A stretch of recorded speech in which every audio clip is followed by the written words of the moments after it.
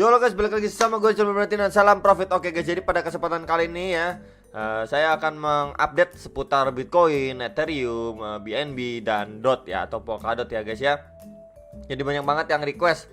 Oke, jadi langsung aja kita bahas untuk Bitcoin dulu ya, time frame 4 jamnya. Ya kemarin ini memang indikasinya dia mencoba OTW ke arah sekitaran 45.000 dolar, yang mana itu adalah titik resisten yang cukup kuat ya teman-teman ya. Dan pertama itu resisten ya, yang sebelumnya di support, kemudian juga resisten yang terbentuk dari pola falling wedge ya. Jadi memang menurut saya juga itu adalah resisten cukup kuat. Cuman kemarin baru hit ke sekitaran 44.300-an dolar, akhirnya dia rejection kembali ya, setelah ngelewatin atau ngebreak MA50-nya dan nggak berhasil bertahan di atasnya ya guys ya. Dan sekarang dia koreksi kembali ya di bawah MA50-nya. Ini time frame 4 jamnya. Kalau kita tarik garis teman-teman ya, kita tarik garis aja dari sini ya teman-teman ya. Tarik garis dari sini. Oke, mungkin garisnya saya ganti warna putih ya, bedain ya teman-teman ya. Ini warna ya. Jadi memang ini terbentuk garis resisten ya teman-teman. Di sini resistennya dan di sini adalah supportnya nih di sini ya. Dia beberapa kali nyentuh nih ya. Ini nyentuh sekali, kemudian ini nyentuh 2 kali, ini nyentuh ya teman-teman ya. Jadi memang kita bisa lihat, oh ternyata ini adalah titik supportnya dan ini adalah resistennya. Berapa kali di hit sama dia atau pergerakan dari price actionnya si Bitcoin ya. Oke ya teman-teman ya. Jadi yang nanyain ini pola apa ya. Kalau misalkan kita lihat dari polanya, ini bisa saja orang bilang ini symmetrical triangle. Cuman memang karena dia datangnya dari downtrend gitu ya teman-teman, downtrend kemudian memantul ya.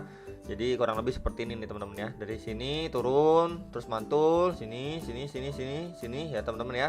Nah, ini adalah titik penting emang support ya teman-teman, dan support adalah titik pentingnya. Semoga dia nggak breakdown ke bawah, nggak short ke bawah teman-teman. Kalau ke bawah retest kemana dulu ya, terdekat ke sekitaran 40.000. Next lagi di support dari falling wedge, yaitu di sekitaran 38 ribuan teman-teman, sekitar 38.000 dolar, yaitu juga menjadi support dari falling wedge ini ya. Nah ini kalau menurut saya ini juga bisa dibilang bearish pennant ya. Kalau misalkan kita lihat dari seperti ini ya, datangnya dari downtrend ya teman-teman ya, kemudian memantul beberapa kali membentuk seperti pola segitiga ini. Nah ya, kemudian dia melanjutkan penurunan atau breakdown gitu ya, melanjutkan istilahnya apa ya, melanjutkan downtrendnya ya teman-teman.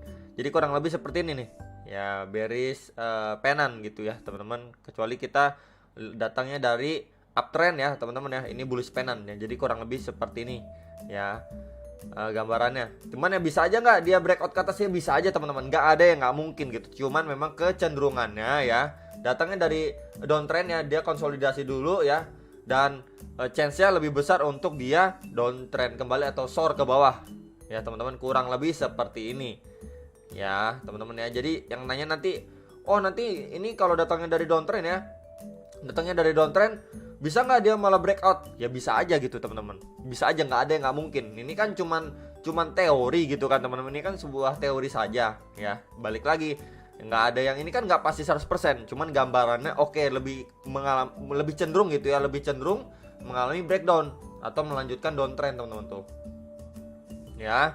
Tuh ya teman-teman ya. Nah ini ya tuh ya, untuk melanjutkan downtrend ya, kecenderungannya gitu ya teman-teman ya, jangan nanyain nanti ya.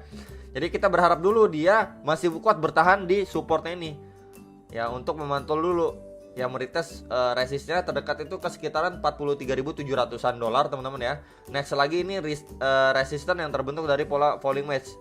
Nah, garis warna kuning ini teman-teman, atau ya sekitar 44.500-an gini ya teman-teman, sekitaran itu ya untuk pergerakan si Bitcoin.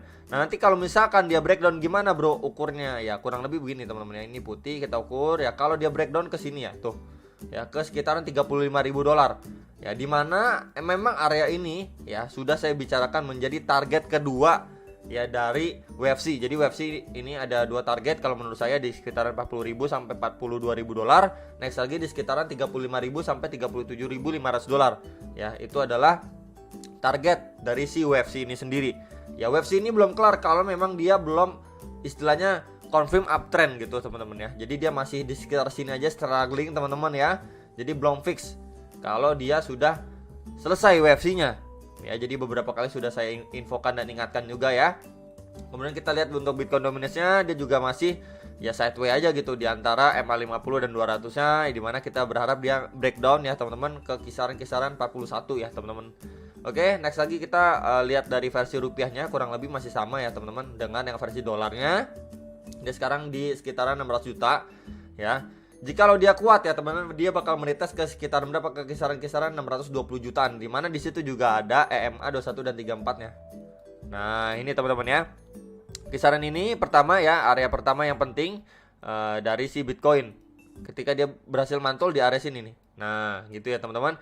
Next lagi ada di MA 100 dan 200-nya, itu kisaran berapa? 640 jutaan sampai dan 670 jutaan ya. Nah, kemudian next resistance lagi di sekitar sini nih. Ya, box warna biru ini yang dimana itu adalah WFB-nya. Kemarin itu ya kisaran-kisaran 690 sampai 7 juta. Ya, teman-teman ya. Jadi ini beberapa titik resisten yang harus dilalui oleh si Bitcoin. Jadi kalau misalkan kita ukur versi rupiahnya, dia jika berhasil breakout ya teman-teman ya. Kuatnya seberapa ya? Nah, ya kuatnya sampai 680 juta sekian gitu ya. Itu adalah target kenaikannya dari si Bitcoin jika memang dia berhasil breakout. Kalau dia breakdown ya teman-teman kemana ya, arahnya ke kisaran-kisaran 530 jutaan dari pattern ini gitu ya teman-teman ya. Tapi memang sebelumnya juga ada area yang cukup kuat juga ya, itu kisaran berapa, kisaran 575 juta sampai 590 jutaan sekian ya. Jadi itu yang bisa saya infokan mengenai si Bitcoin, dan juga time frame 4 jamnya sudah OTW ke area over sold ya teman-teman. Semoga lekas rebound dulu ya, mengetes resisten ini. Kalau dia berhasil ya udah, semoga breakoutnya kuat. Oke teman-teman ya. Next kita bahas untuk ETH dulu deh ya. Kita bahas untuk ETH dulu. Oke. Ini untuk ETH teman-teman ya. Time frame 4 jamnya kita coba tarik Fibonacci retracement ya teman-teman. Nah, di sini ya. Dia memang kemarin ini sudah berusaha ya teman-teman, sudah berusaha untuk ngebreak dari retracement 0,5-nya ini. Nah, di sini teman-teman ya. 0,5-nya. Dia berapa kali mencoba melewati atau sekitaran 44 juta sampai 45 jutaan, teman-teman ya. Cuman akhirnya sore kembali nggak kuat ya teman-teman ya. Dan sekarang berada di 41 juta 800 ribuan. Dan dia OTW ke area oversold juga. Jadi ya masih besar kemungkinan dia bakal bertemu lagi nih area support yang kuat terdekat di bawahnya, itu sekitaran 40 juta rupiah, 40 juta sampai 41 juta rupiah, dimana itu adalah retracement 0,618 ya teman-teman. Jadi itu yang bisa kalian perhatikan untuk support si ETH. Nah, support bawahnya lagi tuh di kisaran-kisaran berapa bro di sini teman-teman? Nah, itu kisaran 38 juta ya, karena memang sebelumnya menjadi support dan resisten dari ETH juga ya. Kemudian lagi di bawahnya ada di sekitar retracement 0,786 atau sekitaran 33 sampai 34 juta rupiah. Ya, jadi itu beberapa titik area support yang bisa kalian istilahnya cicil beli. Ya, tentukan pilihan kalian sendiri. Resisten terdekat pasti di EMA 21 dan 34 atau sekitaran 43 juta rupiah. Kemudian di retracement 0,5 itu sekitaran 45 juta rupiah, kisaran-kisaran itu ya teman-teman. Next lagi di retracement 0,382 atau sekitaran 49 juta sampai 50 juta rupiah. Ya, jadi itu support resisten terdekat untuk si Ethereum ya teman-teman. Kemudian kita bahas untuk si BNB. Nah, BNB juga banyak yang nanya, ini gimana nih BNB? Kemarin lumayan kuat, sekarang sore ya. Iya, akhirnya sore juga teman-teman ya. Oke. Jadi memang terakhir infonya kan tentang apa Singapura ya kan dan lain sebagainya mengenai BNB. Akhirnya Binance bikin Binance SG atau Singapura ya, buat orang-orang Singapura bisa istilahnya trading gitu ya di Binance Singapura, bukan Binance.com. Ya, jadi ya nggak, dia fleksibel lah gitu teman-teman ya, fleksibel. Dan kita bisa lihat ya teman-teman ya, karena berita itu juga mungkin kebanyakan orang, waduh gimana nih dapat berita buruk, ya udahlah orang jual gitu kan nih, bisa aja dia, kita bisa lihat ini konsisten ya, nggak bisa bener-bener ngelewatin EMA 21 dan 34 ya nih tuh. Jadi memang kita ada yang tanya indikasi resisten terkuat yaitu di indikator EMA 21 dan 34 nya itu kisaran berapa? Kalau posisi sekarang kisaran 4.900 sampai 5,1 juta rupiah, dimana di situ juga ada retracement 0,786. Kemudian support terdekat pasti di sekitaran 4.600-an. Nah, di sini teman-teman ya, support terdekatnya ya. Next lagi di sekitaran sini nih. Nah, kisaran-kisaran 4.400-an. Bawahnya lagi di kisaran berapa bro? Di kisaran-kisaran sini teman-teman. Nah, di kisaran ini adalah 4.200-an. Dan bawahnya lagi di swing low yang saya ambil yaitu teman-teman kisaran 3.700 sampai 3.800-an ya. Jadi ini untuk si BNB beberapa titik support dan resistennya terdekat. Next lagi nih resistannya ada di MA 100 ya, atau kisaran 5.500-an, dan MA 200-nya ya di kisaran 6,1 sampai 6,2. Di situ aja di retracement 0,618 juga. Ya, jadi ini ada beberapa titik support dan resistan untuk si BNB ya. Udah saya infokan untuk time frame 4 jamnya. Jadi memang untuk kita bisa nge-trade biasanya lebih enak ngelihat pakai time frame 4 jam sih kalau saya pribadi. Ya, terakhir kita lihat untuk dot atau Polkadot. Jadi banyak banget yang nanyain ya. Di sini dia membentuk ini teman-teman ya. Kalau misalkan kita lihat ini ya, ini seperti kebalikannya si Bitcoin sebentar. Nah ya, ini kita bisa lihat dulu Bitcoin ya. Ini kan dari downtrend gitu ya teman-teman, bearish pennant. Kalau misalkan kita lihat untuk dot ini sendiri, ini kan datangnya dari uptrend ya teman-teman, datangnya dari uptrend ya. Dan kita bisa lihat kalau misalkan ini bisa indikasi bullish pennant gitu teman-teman ya. Jadi indikasinya bullish pennant ya. Semoga saja dia bertahan ya, berhasil bertahan di support yang terbentuk ini ya. Ya di posisi-posisi sekarang ya kisaran berapa sih? Kisaran 388 ribuan sampai 390 ribuan. Ya semoga dia bisa bertahan di area support ini dulu teman-teman ya. Semoga dia bisa bertahan dan meretest dulu nih EMA 21 dan 34-nya atau kisaran 420 ribuan. Next lagi di resisten yang terbentuk ini ya teman-teman, kisaran 430 ribuan ya. Nah, kalau kuat baru dia breakout teman-teman ya. Bakal menitest untuk MA 100 atau kisaran 460 ribuan ya teman-teman. Pastinya nanti yang terkuatnya di area-area sini teman-teman. Nah, di sekitaran sini terkuatnya. Dari target breaknya dia itu kisaran 520 sampai 540 ribuan untuk si dot atau Polkadot ini.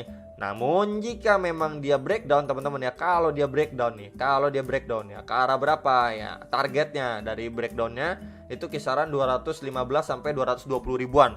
Jika breakdown ya teman-teman. Kalau breakout ya, nah ini targetnya ke kisaran 604 ribuan targetnya. Cuman memang kan nggak semudah itu, dia harus lewatin beberapa resisten seperti MA 100 ya di sini teman-teman ya.